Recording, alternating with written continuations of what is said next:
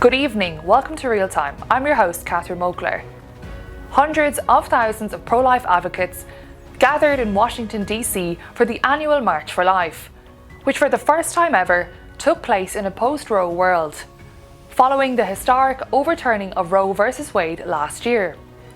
The theme of the march was Next Steps, marching forward into a post-Roe America, and many of the speakers who attended the rally courageously echoed that message. The March for Life, which was initially organised as a one-time event to oppose America's 1974 abortion ruling, attracts pro-lifers worldwide who are willing to stand in defence of unborn children. The march is described as an inspiring, vibrant and joy-filled rally which exists to celebrate life from the moment of conception to the moment of natural death, and every moment in between.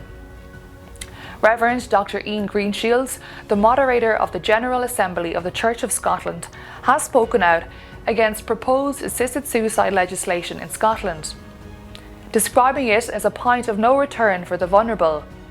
Reverend Greenshields warned that lifting the current prohibition on killing by legalising assisted suicide would represent a significant shift from which there would be no return.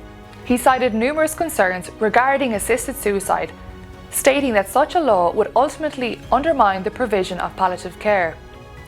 Reverend Greenshields referred to the case of Canada, where over 10,000 Canadians were killed by assisted suicide in 2021 alone, and the inadequate provision of care which forces many citizens to choose death. Responding to the comments, SBUC stated that Reverend Greenshields' warning to Scotland must be listened to if we are to avert a disastrous devaluing of life. A woman has spoken of her deep regret and remorse after aborting her baby that the father wanted to keep. Despite the crippling pain of writing the open letter, Miss Mannion described how it is important to shed light on the layers of pain and destruction that abortion causes, to men as well as women. Miss Mannion wrote that one of her aims is to help elevate the silent cries of men who were given no choice. Addressing the father, she stated that society has not provided space for men who experience grief and loss after abortion.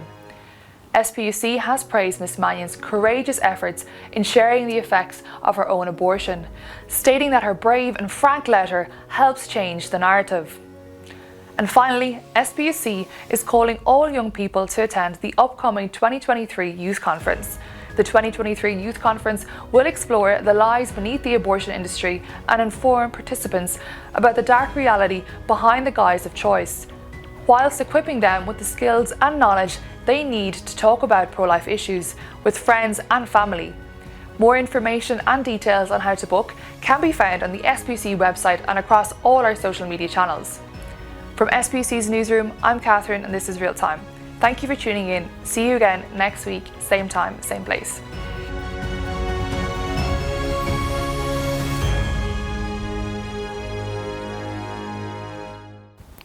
If you are enjoying our content, please like, share and subscribe to our channel.